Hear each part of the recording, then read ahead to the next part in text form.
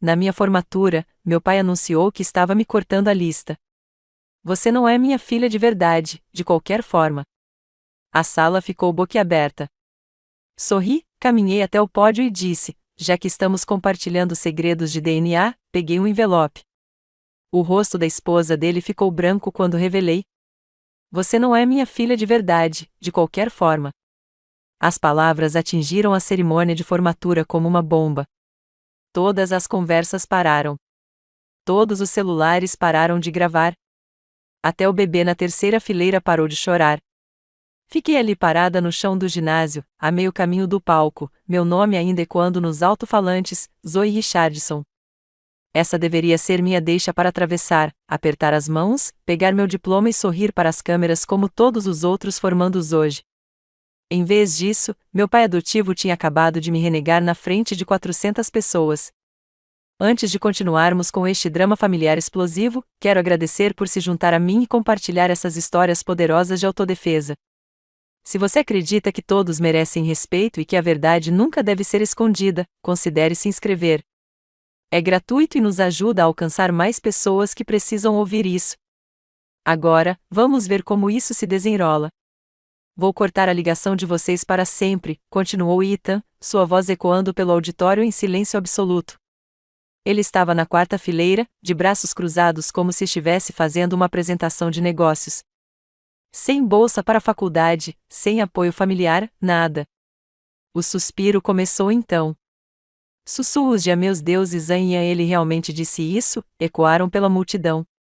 Eu podia ver celulares virados para nós, gravando tudo. Amanhã, isso estaria em todas as redes sociais, a garota que foi abandonada pelo pai na formatura. Só que eles não tinham ideia do que realmente estava acontecendo ali. Michelle, sua esposa, puxava sua manga, sibilando algo que eu não conseguia ouvir. Seu rosto estava branco como seu vestido de grife. O bebê em seus braços, o bebê dele, segundo Ethan, começou a se agitar novamente, como se até ele pudesse sentir a tensão. Eu deveria ter ficado arrasada. Deveria ter saído correndo daquele ginásio em lágrimas. Era o que Ethan esperava. Era o que todos esperavam. Eu sorri. Não um sorriso triste e partido. Não um sorriso envergonhado e de desculpas. Um sorriso de verdade. Do tipo que fazia meus olhos se enrugarem nos cantos. O tipo que Caitlin costumava dizer que iluminava todo o meu rosto, porque Ethan tinha acabado de me dar a oportunidade perfeita. Bem, eu disse, alto o suficiente para o microfone captar minha voz, já que estamos compartilhando segredos de família. Peguei minha pasta de formatura e tirei um envelope branco. O mesmo envelope que eu carregava havia 3 semanas, esperando exatamente por aquele momento. O mesmo envelope que continha informações que destruiriam o mundinho perfeito de Ethan. A diretora tentou me levar até a mesa de diplomas, claramente querendo deixar para lá aquela interrupção constrangedora. Mas eu não tinha terminado. Nem perto disso. Em vez disso, caminhei até o pódio. Já que o Ethan quer falar sobre DNA, eu disse, ajustando o microfone, deixe-me compartilhar algo interessante sobre genética. O auditório estava tão silencioso que eu podia ouvir o ar-condicionado zumbindo. Todos estavam inclinados para a frente em seus assentos. Aquilo era melhor do que qualquer discurso de formatura que eles esperavam. O rosto de Michelle não estava mais apenas branco. Estava cinza. Ela balançava a cabeça freneticamente, repetindo a não sem parar. O bebê tinha começado a chorar de novo, mas ela não pareceu notar. Você tem toda a razão, continuei, olhando diretamente para Ethan. Eu não sou sua filha biológica. Eu sempre soube disso. Caitlin me contou quando eu tinha 12 anos, e ela fez questão de que eu entendesse o quanto eu era desejada e amada. A postura confiante de Ethan vacilou ligeiramente. Aquilo não estava indo como ele havia planejado. Mas eis a questão dos segredos do DNA, eu disse, erguendo o envelope. Às vezes, quem atira pedras mora em casas de vidro. Abri o envelope devagar, deliberadamente. O farfalhar do papel soava impossivelmente alto no ginásio silencioso. Seu filho, aquele menininho precioso que você vem exibindo há 6 meses, não é seu filho de verdade. A explosão de suspiros e sussurros foi imediata. As pessoas se levantaram, esticando o pescoço para enxergar melhor. Celulares gravavam de todos os ângulos. Michelle está tendo um caso com seu irmão Jason há mais de um ano, continuei, com a voz firme apesar do coração acelerado. O bebê que ela está segurando agora é seu sobrinho, não seu filho. As pernas de Ethan cederam. Ele desabou de volta no assento como se alguém tivesse cortado suas cordas. Sua boca abria e fechava, mas nenhum som saía. Michelle fez um barulho de engasgo e disparou para a saída, ainda carregando o bebê. Ela estava correndo, correndo de verdade pelas fileiras de cadeiras, tropeçando nos pés das pessoas com seus saltos de grife. Tenho os resultados do teste de DNA aqui, eu disse, agitando os papéis. Prova conclusiva. 99,9% de certeza. O filho da sua esposa é geneticamente filho do seu irmão. O ginásio explodiu em caos. As pessoas conversavam umas sobre as outras, apontando, subindo nas cadeiras para ter uma visão melhor. Meus colegas no palco estavam paralisados, suas próprias formaturas esquecidas em favor daquele drama inesperado. Mas eu ainda não tinha terminado. Ah, e Michelle, gritei, mesmo ela já estando quase na porta, é melhor você tomar mais cuidado onde deixa os recibos do hotel, das joias e dos restaurantes de todos aqueles almoços com o Jason. Ela tropeçou, quase derrubando o bebê, mas continuou correndo. As pesadas portas do ginásio bateram atrás dela com um estrondo de trovão. Virei-me para Ethan, que me encarava como se nunca tivesse me visto antes. Seu rosto passou de confiante para confuso e, finalmente, completamente destruído em 2 minutos. Você queria me interromper, eu disse, minha voz ecoando claramente em meio ao caos. Você queria me humilhar em público. Você queria garantir que todos soubessem que eu não era realmente parte da sua família. Caminhei até a beira do palco, olhando para ele. Bem, parabéns. Você acabou de me dar a oportunidade perfeita de retribuir o favor. A multidão estava enlouquecida.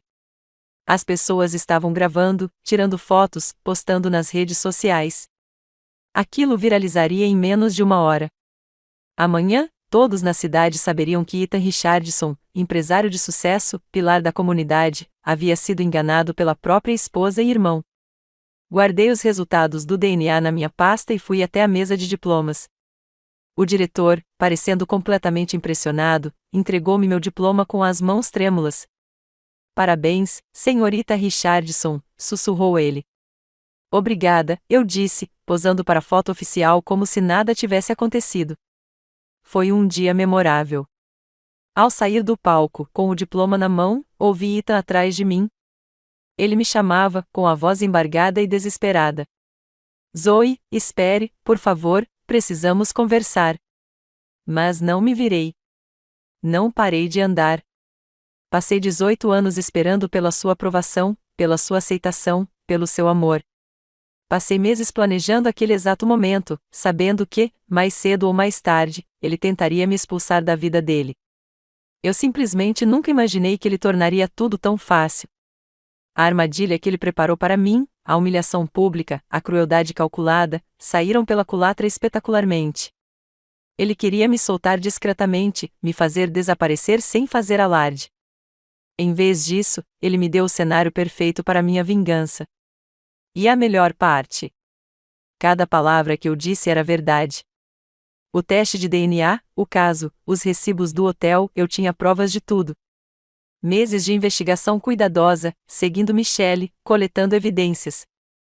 Ethan se achava tão inteligente, tão estratégico.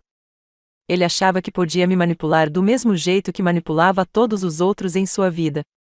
Ele estava errado. Enquanto eu empurrava as portas do ginásio, ainda conseguia ouvir o caos atrás de mim, pessoas gritando perguntas, telefones tocando, o diretor tentando desesperadamente restaurar a ordem. Mas eu já estava farta de tudo aquilo. Farta de Ethan, farta de sua família falsa, farta de fingir gratidão por migalhas de afeto. Eu tinha meu diploma. Tinha minha bolsa de estudos para a Colômbia. E tinha a satisfação de saber que às vezes a melhor vingança é simplesmente a verdade. O estacionamento estava quase vazio.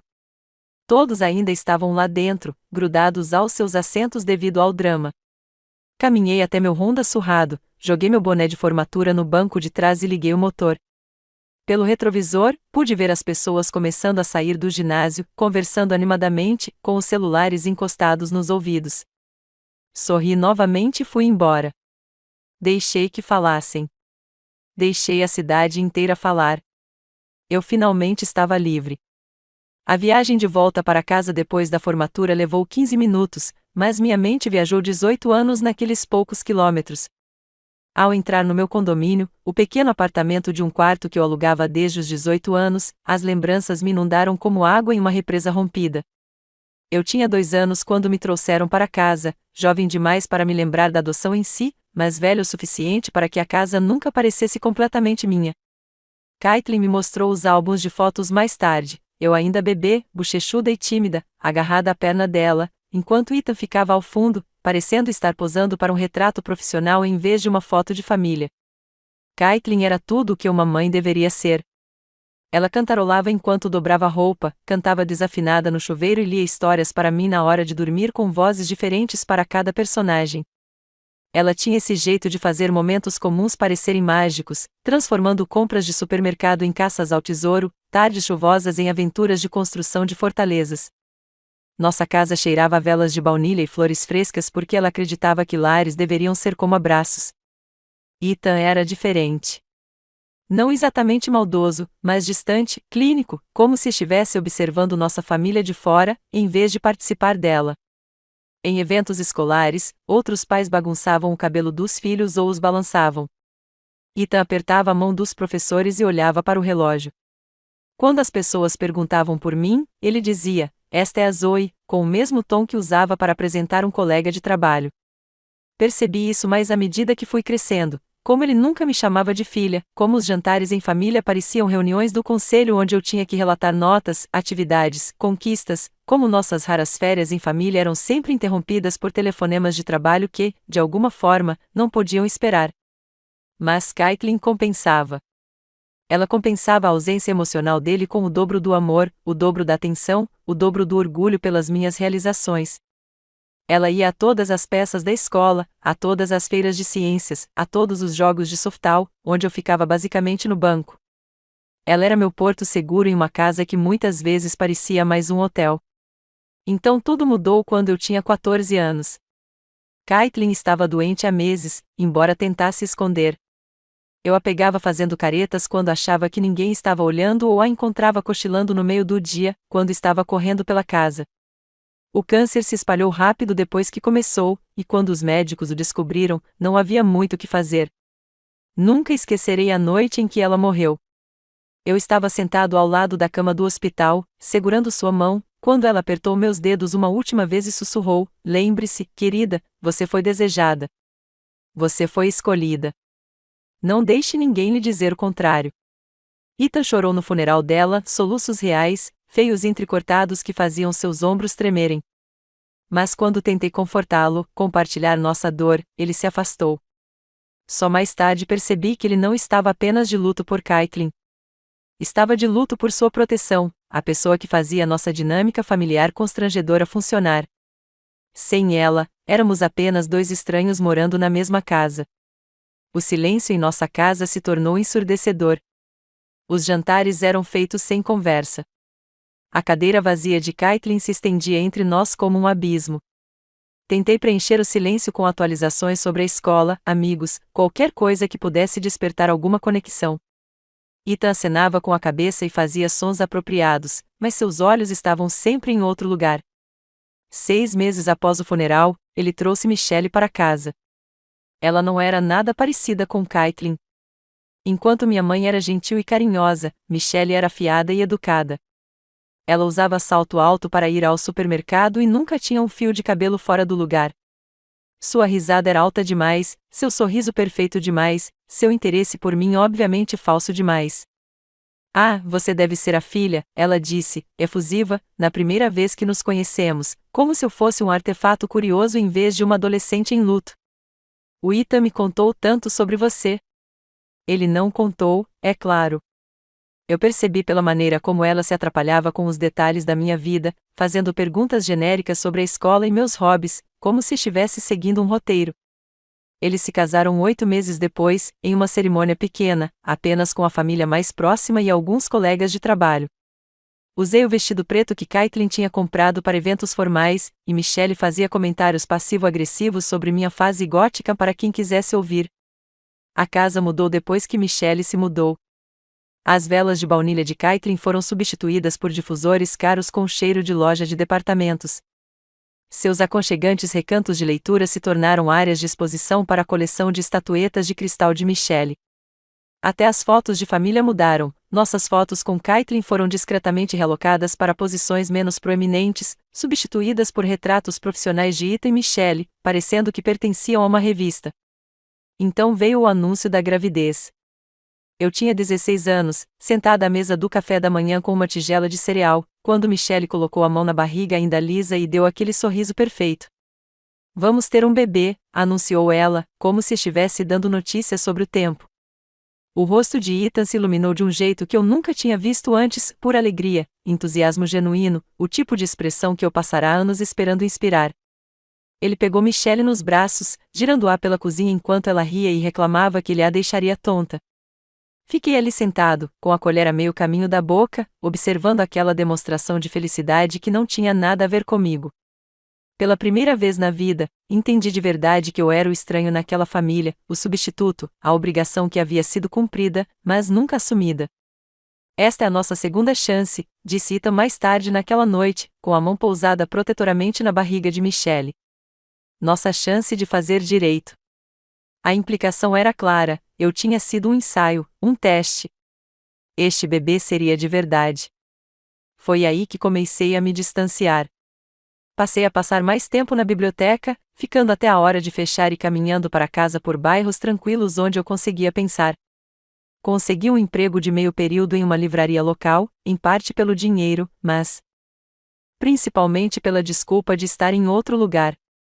A escola se tornou meu santuário. Clubes, grupos de estudo, trabalho voluntário, qualquer coisa para evitar ir para casa assistir Ita e Michelle brincarem de casinha. O bebê nasceu numa terça-feira de março, um menino perfeito e saudável, com cabelos escuros e olhos curiosos. Deram-lhe o nome de Marcos, e Ita chorou de novo, lágrimas de felicidade desta vez. Ele segurava o filho como se fosse feito de vidro, sussurrando promessas sobre todas as coisas que fariam juntos, todas as maneiras pelas quais ele seria um bom pai. Eu observava da porta do quarto do hospital, invisível como sempre, e me perguntei se ele já tinha me segurado daquele jeito quando eu era pequena. Mas foi durante aquelas visitas noturnas ao hospital que notei algo estranho pela primeira vez. Jason, o irmão mais novo de Ethan, parecia passar muito tempo no hospital, mais tempo do que a maioria dos tios, pelo menos.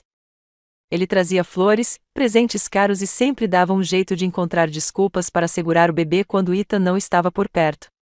Comecei a prestar mais atenção depois disso. Jason era dono de uma empresa de tecnologia de sucesso e nunca se casou, nem teve filhos.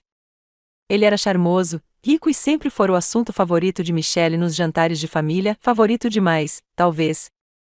As peças começaram a se encaixar lentamente, como um quebra-cabeça que eu não queria resolver, ligações noturnas que Michelle encerrava abruptamente quando alguém entrava na sala, idas ao supermercado em que voltava para casa com sacolas de lojas que Jason mencionara, o jeito como ela se iluminava quando o nome dele surgia numa conversa e, em seguida, tentava rapidamente esconder a reação. 3 meses depois do nascimento de Marcos, eu deveria estar dormindo quando ouvi Michelle falando ao telefone na cozinha. Já passava da meia-noite e ela estava sussurrando, mas o som ecoava na nossa antiga casa. Eu disse ao Jason para não mandar mais presentes para cá, ela dizia. O Ethan está ficando desconfiado da atenção que você está dando ao bebê. Meu sangue congelou. Aproximei-me sorrateiramente da porta da cozinha, encostando-me na parede para ouvir. Eu sei que você quer se envolver, continuou Michelle, mas precisamos ter cuidado, pelo menos até Marcos ficar mais velho. Aí talvez possamos descobrir como contar a ele a verdade sobre o pai biológico dele. Não dormi naquela noite nem na seguinte. Fiquei deitada na cama, olhando para o teto, processando o que ouvirá, tentando decidir o que fazer com a informação. Uma parte de mim queria descer as escadas e confrontar os dois. Uma parte queria contar ao Ethan imediatamente. Mas outra parte, a parte que vinha observando, esperando e acumulando ofensas por anos, decidiu ser paciente, reunir mais evidências, construir um caso que não pudesse ser negado ou explicado. Porque em algum lugar no fundo da minha mente, um plano já estava se formando, uma maneira de usar essa informação quando chegasse a hora certa, quando o Ethan finalmente me pressionasse demais, quando ele fizesse a jogada inevitável de me cortar completamente da vida dele.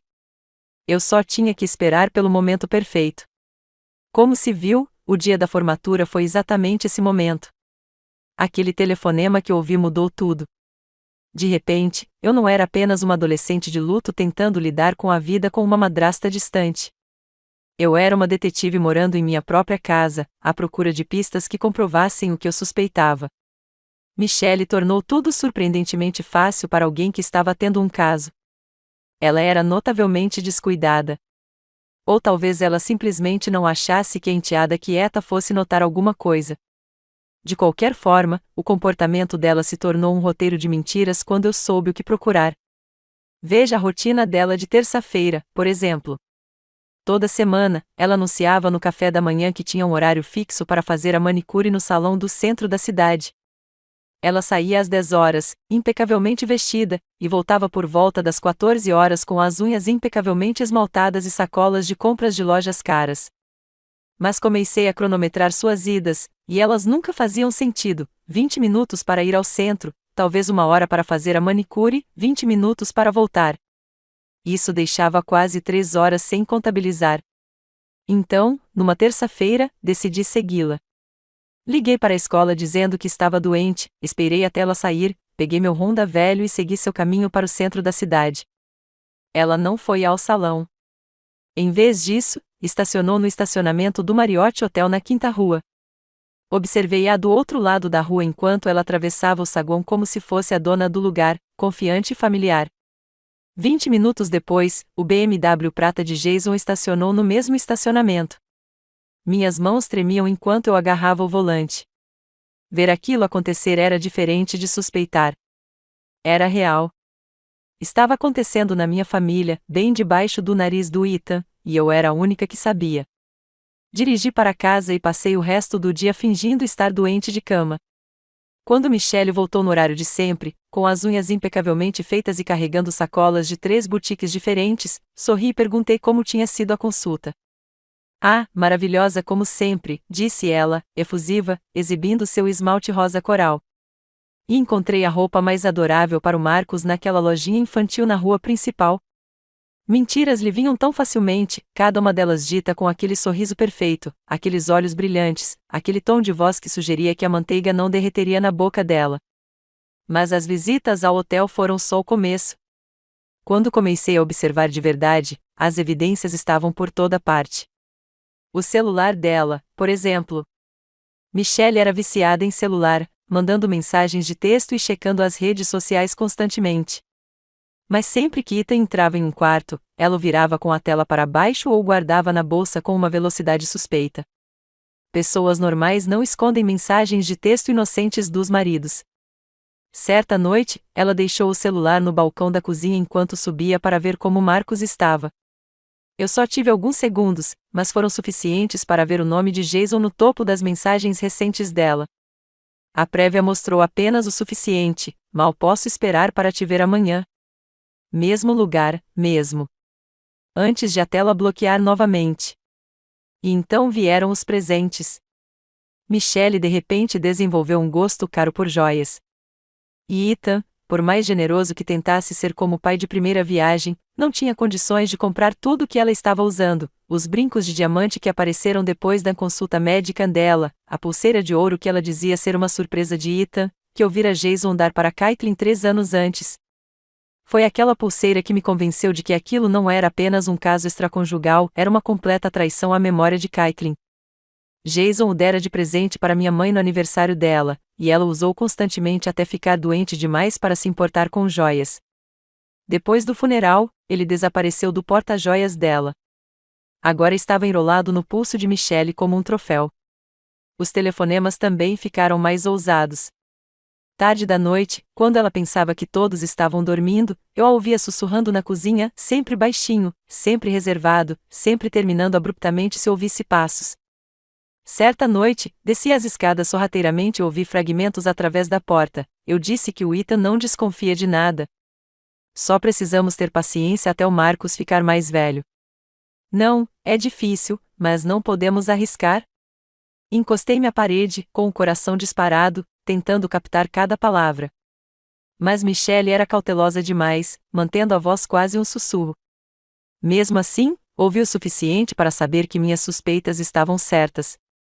A evidência mais contundente veio de uma fonte inesperada, o próprio Marcus. Bebês não mentem. Eles não conseguem manipular, fingir ou encenar. À medida que Marcus crescia de recém-nascido para bebê, suas feições se tornavam mais distintas, e qualquer pessoa com olhos podia ver que ele não se parecia em nada com Ethan. Enquanto Ethan tinha olhos azuis e cabelos castanhos lisos, Marcus tinha olhos escuros, quase pretos, e cabelos cacheados nas pontas. Suas mãos eram longas e finas, como as de Jason. Seu sorriso era torto exatamente igual ao do tio. Até sua risada, uma risadinha musical característica, era pura Jason. Mas a verdadeira revelação veio quando Marcus tinha cerca de 4 meses. Michelle o estava balançando no colo, fazendo caretas para fazê-lo rir, quando escorregou. Vamos, pequeno Jota, ela sussurrou. Sorria para a mamãe. Não Marcus, um J para Jason. Ela se pegou imediatamente, olhando ao redor para ver se alguém tinha notado. Eu estava sentada à mesa da cozinha, supostamente fazendo a lição de casa, mas tinha ouvido cada palavra. Nossos olhares se encontraram por apenas um segundo, e vi algo cintilar em seu rosto, medo, talvez, ou cálculo. Eu queria dizer garotinho, disse ela rapidamente, mas sua voz estava muito animada, muito forçada. Naquela noite, tomei minha decisão. Suspeitas e conversas ouvidas não eram suficientes. Se eu fosse fazer alguma coisa com essa informação, precisava de provas que não pudessem ser contestadas ou justificadas. Eu precisava de ciência. Obter amostras de DNA foi mais fácil do que eu esperava.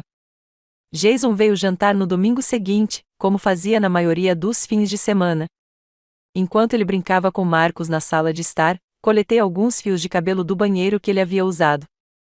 O cabelo de Ethan veio da escova que ele usava no quarto principal, fácil de pegar quando Michelle estava ocupada em outro lugar.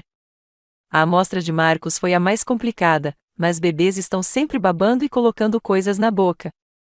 Esperei até que Michelle deixasse uma chupeta na mesa de centro e a coloquei discretamente em um saco plástico. Encontrar um laboratório de teste de DNA que trabalhasse com uma jovem de 17 anos foi mais difícil. A maioria exigia consentimento dos pais ou documentação legal, mas encontrei um pequeno laboratório particular do outro lado da cidade que fazia menos perguntas quando eu pagava em dinheiro e explicava que era para um projeto de ciências da escola. A técnica, uma mulher de 50 e poucos anos com aparência cansada, mal olhou para as minhas amostras. Teste de paternidade padrão, confirmou. Resultados em 2 a 3 semanas. Você receberá uma ligação quando estiverem prontos. Aquelas 3 semanas foram uma tortura. Todos os dias, eu via Michelle representar seu papel de esposa e mãe perfeita. Eu via Ethan radiante de orgulho pelo filho. Eu via Jason visitá-la com frequência demais, segurar Marcus por tempo demais e olhar para Michelle com intensidade demais. E todos os dias, eu me perguntava o que faria quando os resultados chegassem. Contaria para Ethan imediatamente? Confrontaria Michelle em particular? Guardaria a informação como garantia para alguma crise futura? A ligação veio numa tarde de quinta-feira. Eu estava trabalhando na livraria quando meu telefone tocou. Senhorita Richardson, aqui é a Linda, do Accuracy Labs. Os resultados do seu teste estão prontos para retirada. Minhas mãos tremiam quando desliguei. Era aquele o momento da verdade. Depois que eu visse os resultados, não haveria mais volta, nem fingiria que não sabia o que sabia. Dirigi até o laboratório depois do trabalho, com o estômago embrulhado de nervosismo. Linda me entregou um envelope lacrado com meu nome. Tudo o que você precisa está aí, disse ela. Os resultados são bem conclusivos. Sentei no carro, no estacionamento do laboratório, olhando fixamente para o envelope. Parte de mim queria rasgá-lo imediatamente. Parte de mim queria jogá-lo fora e fingir que nada disso tinha acontecido. Em vez disso, dirigi para casa e escondi o envelope no meu quarto. Escondido entre as páginas da minha antiga cópia de Jane era o livro favorito de Caitlin, aquele que ela lia para mim inúmeras vezes quando eu era pequena.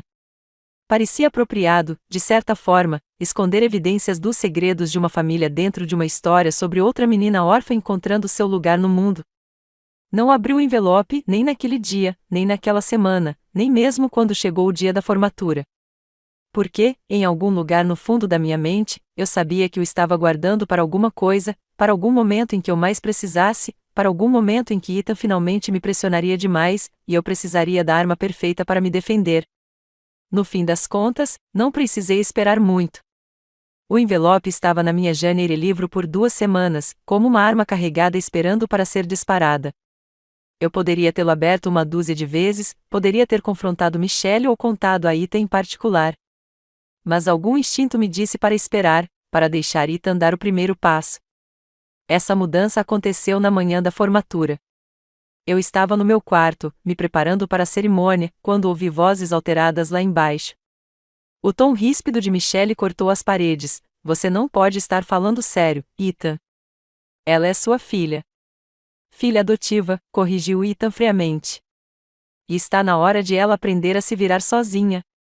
Eu já a apoiei por tempo suficiente. Subi sorrateiramente até o topo da escada, ouvindo a discussão na cozinha. Marcos chorava em sua cadeira alta, provavelmente sentindo a tensão. Mas cortar a verba para a faculdade, insistiu Michelle. Hoje, na formatura? O momento é perfeito, respondeu Ethan. Público, final. Sem espaço para negociação ou manipulação emocional depois. Ela precisa entender que não tem direito a nada só porque lhe demos um teto. Meu sangue congelou. Ele estava planejando isso.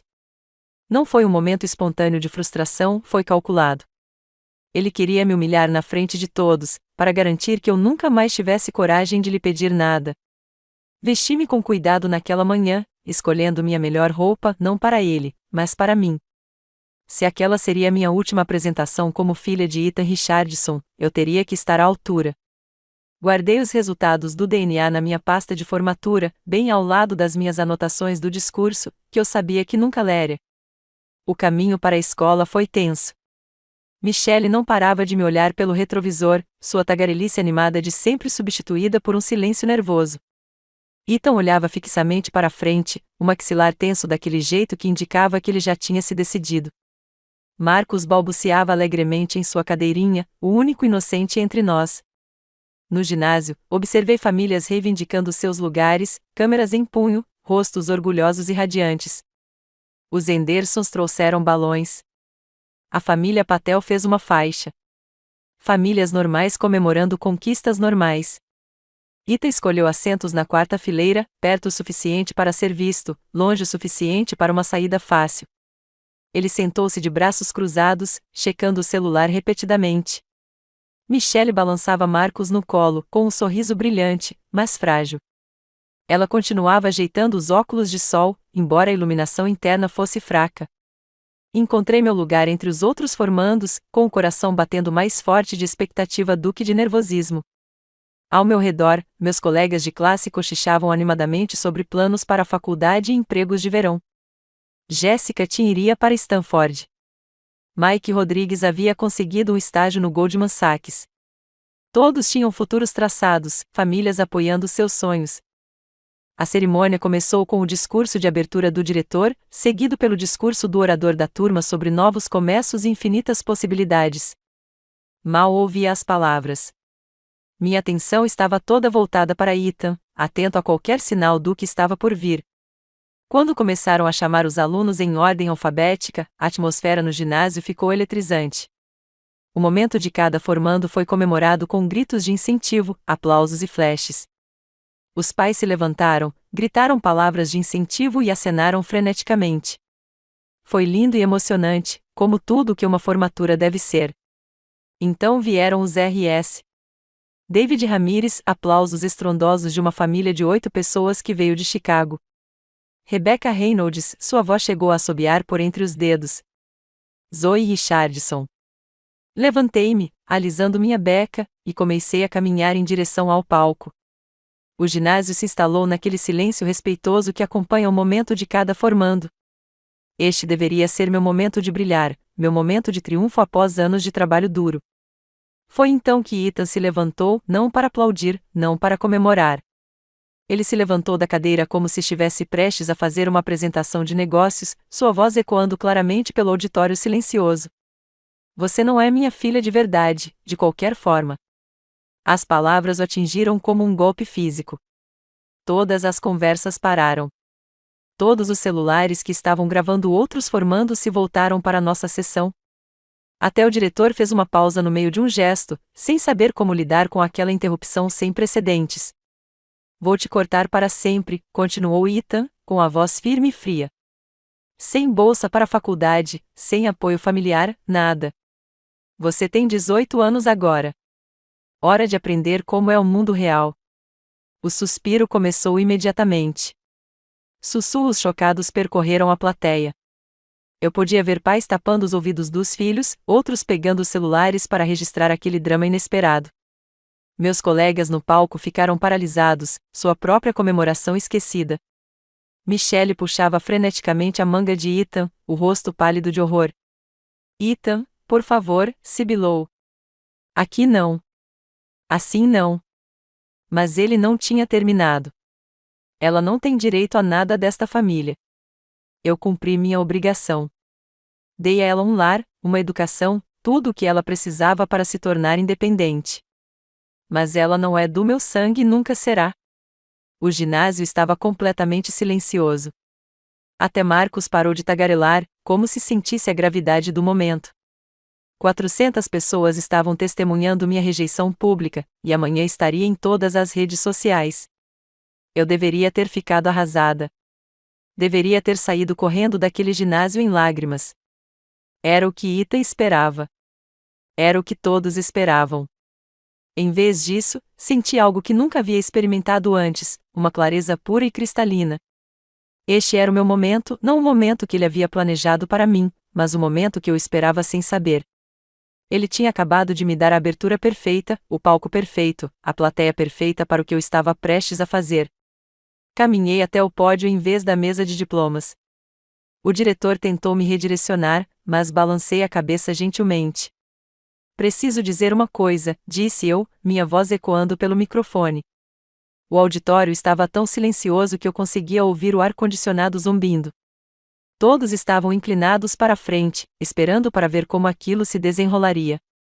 Já que estamos compartilhando segredos de família, comecei, com a voz firme apesar do coração acelerado, acho que é justo que todos saibam toda a verdade. Peguei minha pasta de formatura e tirei o envelope, o mesmo envelope que estava esperando pacientemente em minha janeiro livro por 2 semanas, o mesmo envelope que continha a munição que eu precisava para transformar essa humilhação em algo completamente diferente. Você tem toda a razão, Ethan, continuei, usando deliberadamente o primeiro nome dele em vez de chamá-lo de pai. Não sou sua filha biológica. Sempre soube disso. Minha mãe biológica, Caitlin, me disse a verdade quando eu tinha idade suficiente para entendê-la. Ela garantiu que eu soubesse o quanto eu era desejada, o quanto eu era amada. A postura confiante de Ethan começou a vacilar. Aquilo não estava indo de acordo com o roteiro dele. Mas tem uma coisa que você não sabe sobre DNA e segredos de família, eu disse, abrindo o envelope com uma lentidão deliberada. Seu filho, aquele bebezinho precioso que você vem exibindo há 6 meses, também não é seu filho biológico.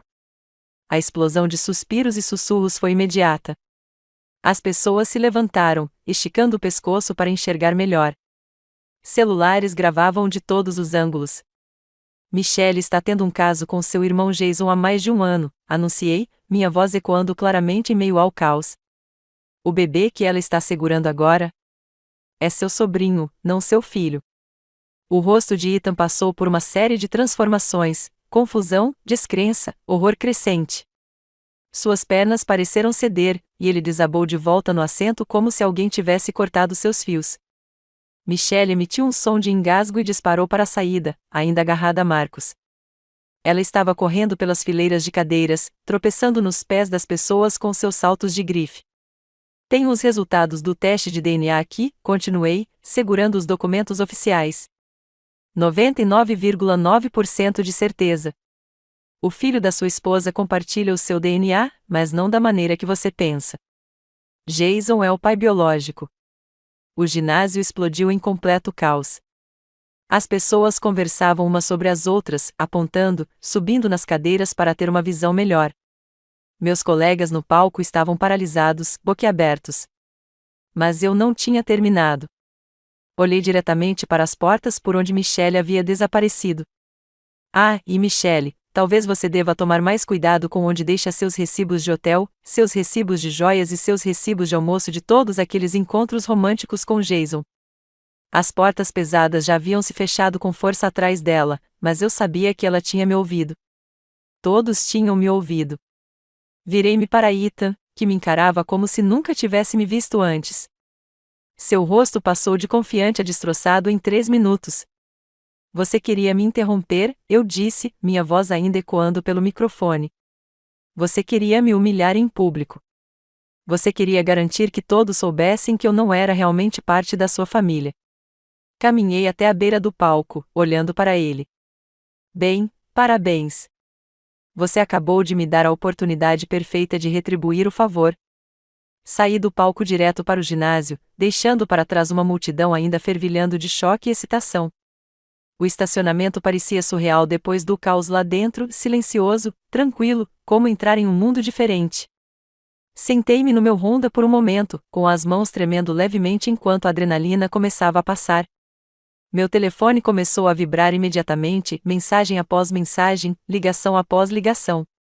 Colegas de classe, amigos e até pessoas que eu mal conhecia entraram em contato, querendo saber se o que tinham presenciado era real. Desliguei o telefone e dirigi para casa em silêncio.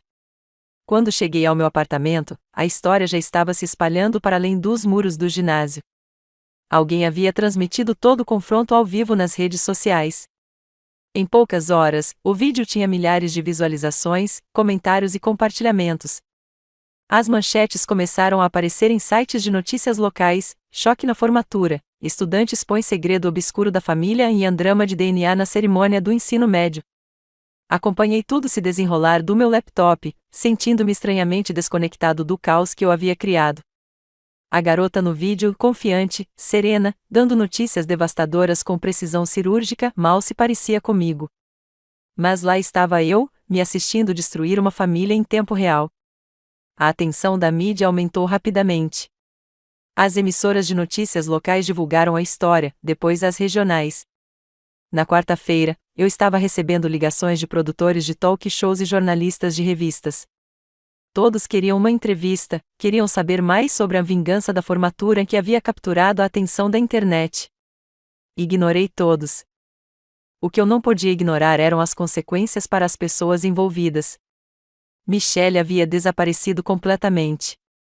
Vizinhos relataram tê-la visto colocar malas no carro na noite seguinte à formatura, Marcos preso à cadeirinha e ir embora sem dizer nada a ninguém. Suas contas nas redes sociais desapareceram da noite para o dia. A vida familiar perfeita que ela havia criado com tanto cuidado havia desaparecido, como se nunca tivesse existido. A resposta de Jason foi previsível: negação, seguida de controle de danos. Ele contratou um advogado e divulgou um comunicado alegando que o teste de DNA havia sido fabricado, que tudo não passava de uma farsa elaborada por um adolescente perturbado em busca de atenção. Mas as evidências eram sólidas demais, públicas demais. Seus sócios começaram a fazer perguntas desconfortáveis. Sua reputação de solteiro bem-sucedido, tão bem preservada, estava se desintegrando. A reação de Ethan foi a mais dramática. 48 horas após a formatura, ele pediu o divórcio e contratou um investigador particular para investigar cada detalhe do caso de Michelle e Jason. O investigador encontrou recibos de hotel de 14 meses atrás, cobranças de cartão de crédito por jantares caros e até passagens aéreas para viagens de fim de semana que Ethan desconhecia. A revelação de que seu casamento era uma farsa completa, de que seu irmão o havia traído, de que a filha de quem tanto se orgulhava não era sua, quebrou algo fundamental nele. Vizinhos contaram aos repórteres que o viram andando de um lado para o outro no quintal às 3 da manhã, falando sozinho. Seus colegas de trabalho cochichavam sobre comportamento errático, reuniões perdidas, decisões sem sentido. Não senti satisfação alguma em ver seu mundo ruir. Na verdade, me senti vazio. A vingança que eu planejara com tanto cuidado funcionara perfeitamente, mas a vitória tinha gosto de cinza na minha boca. Uma semana depois da formatura, eu estava voltando do meu trabalho na livraria quando o encontrei sentado na escada do meu prédio. Ele parecia ter envelhecido 10 anos em 7 dias. Seu cabelo, normalmente impecável, estava desgrenhado, seu terno caro, amassado, seus olhos vermelhos e assombrados. Zoe, disse ele, levantando-se quando me aproximei, sua voz quase um sussurro. Podemos conversar? Quase recusei.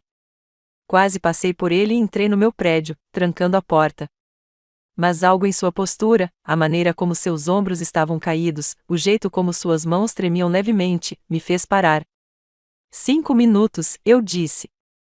Sentamos em um banco no pequeno pátio atrás do meu prédio. Por um longo momento, nenhum de nós falou. Um corredor passou por ali, de fones de ouvido, alheio ao drama que se desenrolava em uma noite qualquer de quarta-feira.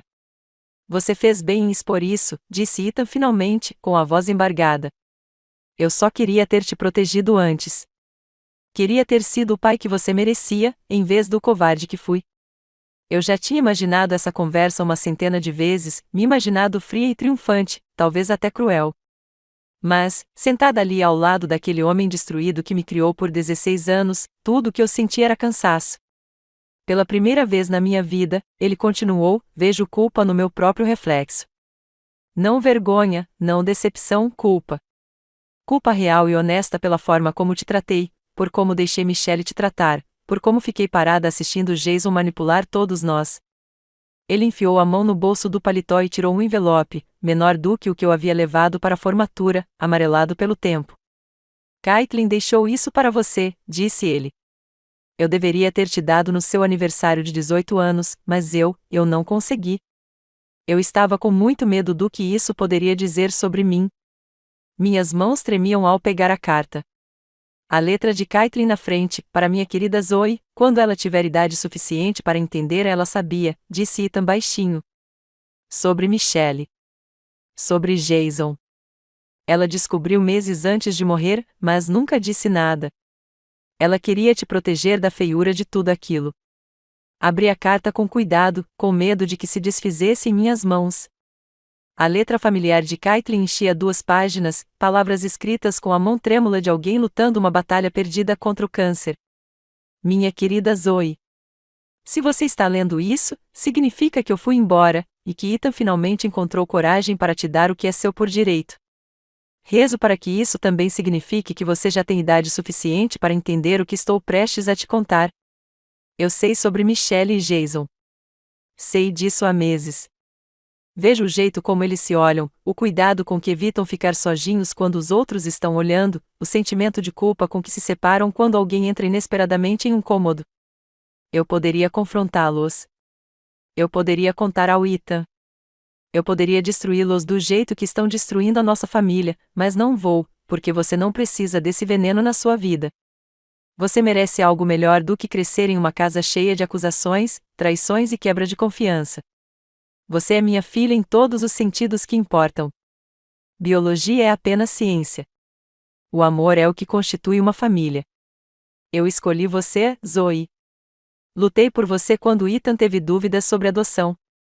Insisti em te trazer para casa porque, no momento em que vi sua foto, soube que você pertencia a nós. Ethan tem dificuldade em demonstrar amor. Ele sempre teve. Isso não significa que ele não sinta amor, significa que ele tem medo dele. Ele perdeu os pais jovem e passou a vida inteira construindo muros para se proteger daquele tipo de dor novamente. Esses muros afastam a mágoa, mas também afastam a alegria.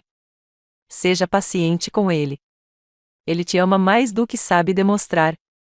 E quando chegar a hora, e você saberá quando chegar, ajude-o a derrubar esses muros. Você tem a força que eu nunca tive, o fogo que eu nunca possuí. Use-o para curar, não apenas para lutar. Posso não estar lá para te ver se formar, para te acompanhar até o altar, para segurar seus filhos no colo. Mas estou sempre com você, em cada escolha que fizer, em cada gentileza que demonstrar, em cada momento em que escolher o amor em vez do medo. Você é desejada. Você é amada. Você é suficiente. Para sempre sua mãe, Caitlin. Quando terminei de ler, lágrimas escorriam pelo meu rosto. Ao meu lado, Ethan também chorava, soluços baixos e entrecortados que vinham de algum lugar lá no fundo. Eu falei com ela, ele sussurrou. Eu falei com vocês dois. Ela viu que eu era cego demais para ver e protegeu vocês de um jeito que eu nunca fiz. Dobrei a carta com cuidado, segurando-a contra o peito como um escudo. Ela nos amava, disse finalmente. Mesmo sabendo o que sabia, ela nos amava. Atualizei meu testamento, disse Ethan depois de um momento. Você está de volta ao fundo da família. Você receberá seu fundo para a faculdade, mais juros. Você herdará a casa, o negócio, tudo que deveria ter sido seu o tempo todo. Olhei para ele, olhei de verdade, e vi, além das roupas caras e do exterior polido, o homem solitário e assustado por baixo. Não quero seu dinheiro, Ethan. Seu rosto se contraiu. Então o que você quer? Como posso consertar isso? Quero que você fale sério quando se desculpar. Quero que você realmente tente ser melhor, não apenas sinta pena de si mesma. Levantei-me, a carta de Caitlin ainda pressionada contra o meu coração. E quero que você pare de me chamar pelo nome como se eu fosse uma estranha. Quero que você me chame de sua filha. Por um momento, ele não conseguiu falar. Quando finalmente recuperou a voz, era quase um sussurro. Você pode me perdoar, filha? A palavra pairou entre nós como uma ponte sendo construída sobre anos de silêncio e dor. Pensei em guardar minha raiva, em fazê-lo sofrer como eu havia sofrido. Pensei nas palavras de Caitlin sobre escolher o amor em vez do medo. Sim, eu disse simplesmente. Eu te perdoo. Não porque ele merecesse, não porque fosse fácil, mas porque guardar a dor era apenas mais uma maneira de ficar presa no passado. Deixar ir não tinha a ver com ele, tinha a ver comigo. Era sobre escolher o tipo de pessoa que eu queria ser. Enquanto caminhava em direção ao meu prédio, ouviu atrás de mim, com a voz embargada, mas esperançosa. Obrigada, Zoe. Obrigada por me dar uma chance de ser melhor. Não me virei, mas sorri. Pela primeira vez em anos, o futuro parecia cheio de possibilidades em vez de limitações. As mentiras finalmente acabaram. A verdade nos libertou. O apartamento parecia diferente depois daquela conversa com Ethan, nem maior, nem menor, apenas mais leve, como um peso que eu carregava sem perceber que finalmente havia sido tirado de mim. Fiquei parada na janela naquela noite, olhando para as luzes da cidade. E, pela primeira vez na vida, me senti verdadeiramente livre. Livre para fazer escolhas com base no que eu queria, não no que eu achava que conquistaria a aprovação de alguém. Livre para me definir pelas minhas próprias ações, em vez da aceitação ou rejeição de outra pessoa. Livre para ser Zoe, não a filha adotiva, não a filha substituta, não a obrigação que havia sido cumprida, apenas eu. A decisão de sair da casa do Ethan veio naturalmente depois disso. Ele se ofereceu para me deixar ficar, até sugeriu que poderíamos começar do zero sob o mesmo teto. Mas eu sabia que não. A cura exigia espaço, e o crescimento exigia independência. Eu precisava provar a mim mesma que podia construir uma vida inteiramente nos meus próprios termos. Empacotar meus pertences levou apenas algumas horas. 18 anos de vida cabiam em 6 caixas de papelão e 2 malas. A maioria dos meus pertences eram livros, romances que Caitlin me dera, livros didáticos do ensino médio, diários que escrevi durante os anos mais solitários. O resto eram apenas roupas e algumas fotos minhas e de Caitlin. Enquanto eu limpava a gaveta da minha mesa, encontrei algo que tinha esquecido, uma pequena caixa de madeira que Caitlin tinha me dado de presente de 13 anos. Dentro, havia lembranças da minha infância, meu primeiro cartão da biblioteca, uma flor prensada do nosso jardim, um bilhete que ela havia escrito quando perdi meu primeiro dente.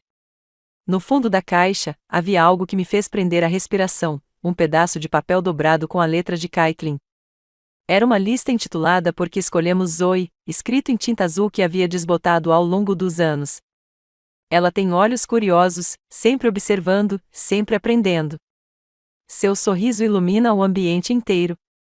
Ela é gentil com o gato do vizinho. Ela organizou seus brinquedos por cor sem que ninguém pedisse, mente organizada. Ela disse obrigada à assistente social 3 vezes. Ela me lembra de mim mesma naquela idade, quieta, mas forte. Ela precisa de nós tanto quanto nós precisamos dela. Abaixo da lista, com outra tinta, ela acrescentou: Ethan finalmente a abraçou esta noite. Abraçou de verdade. Acho que ele também está se apaixonando. Sentei-me na minha cama vazia, segurando aquele pedaço de papel, e chorei por tudo que havíamos perdido e encontrado. Caitlin lutou por mim antes mesmo que eu soubesse o que significava lutar. Ela viu potencial em uma criança tímida de 2 anos e decidiu construir uma vida em torno disso. Mudar-me para o meu próprio apartamento, um pequeno mas ensolarado estúdio perto do campus, foi como entrar na minha vida real pela primeira vez. Arrumei meus livros em prateleiras flutuantes, pendurei fotos minhas e de Caitlin nas paredes e criei um espaço inteiramente meu, sem toques de designer, sem móveis caros, sem pressão para manter a ideia de perfeição de outra pessoa. Na manhã seguinte à minha mudança, eu estava desempacotando a última caixa quando encontrei os diários de Caitlin. Eu os havia resgatado do quarto dela depois que ela morreu, mas nunca consegui lê-los, a dor era muito recente, a perda, avassaladora. Agora, sentada de pernas cruzadas no chão do meu novo apartamento, abri o primeiro. 15 de março, encontrei-me com a agência de adoção hoje. Eles nos mostraram fotos de crianças disponíveis. Havia uma menininha de 2 anos, cabelos escuros, olhos sérios. Algo nela simplesmente me tocou. Ethan acha que deveríamos considerar as opções de bebês, mas continuo pensando na foto dela. Ela já passou por 3 lares temporários. Ela precisa de estabilidade, precisa de alguém que a escolha com sinceridade. 22 de março, Ethan está aceitando a ideia. Acho que ele tem medo de criar laços com uma criança mais velha, com medo de que ela não nos aceite. Eu disse a ele que amor não é algo que se força. É algo que se cria dia após dia, escolha após escolha. 3 de abril, fomos aprovados. Estão marcando visitas para a semana que vem. Não consigo dormir. Fico pensando nessa pessoinha que está prestes a se tornar parte da nossa família. Comprei um elefante de pelúcia para ela hoje, algo macio para segurar durante a transição. Página após página, narrava a jornada deles até mim e a minha jornada até eles. Caitlin escreveu sobre a primeira vez que ri na casa deles, a noite em que tive febre e a deixei me abraçar, a manhã em que a chamei de mamãe pela primeira vez. 12 de junho, Zoe está conosco há 2 meses. Ela está começando a confiar em nós, começando a acreditar que isso pode ser permanente. Hoje à noite, ela me trouxe seu cobertor quando eu estava triste com o diagnóstico de câncer da minha irmã. Um coração tão terno em uma pessoa tão pequena. 8 de setembro, primeiro dia de pré-escola. Zoe estava nervosa, mas corajosa. Ela segurou minha mão durante todo o caminho até a sala de aula, depois endireitou os ombros e entrou como se fosse a dona do lugar. Ethan disse que ela herdou essa determinação de mim. Espero que sim. Ler aqueles diários foi como descobrir um mapa do tesouro da minha infância. Cada marco, cada luta, cada pequena vitória foram documentados com amor e orgulho. Eu não era apenas desejada, eu era celebrada todos os dias. Os relatos sobre Ethan foram particularmente reveladores. Caitlin escreveu sobre sua lenta adaptação à paternidade, suas tentativas desajeitadas de conexão, seu amor genuíno soterrado por camadas de medo e insegurança. 20 de novembro, Ethan leu 3 histórias de ninar para Zoe hoje à noite. Ela adormeceu segurando a mão dele. Quando o encontrei mais tarde, ele estava chorando. Eu não sabia que podia amar alguém tanto assim, disse ele. E se eu estragar tudo? Eu disse a ele que o fato de ele estar preocupado em estragar tudo significa que ele não vai estragar. Aquelas palavras me atingiram como uma revelação. A distância de Ethan não era indiferença, era medo.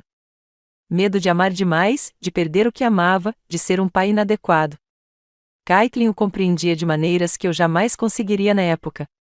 Uma semana depois de me mudar para o meu novo apartamento, recebi uma ligação do Centro de Apoio à Família no centro da cidade.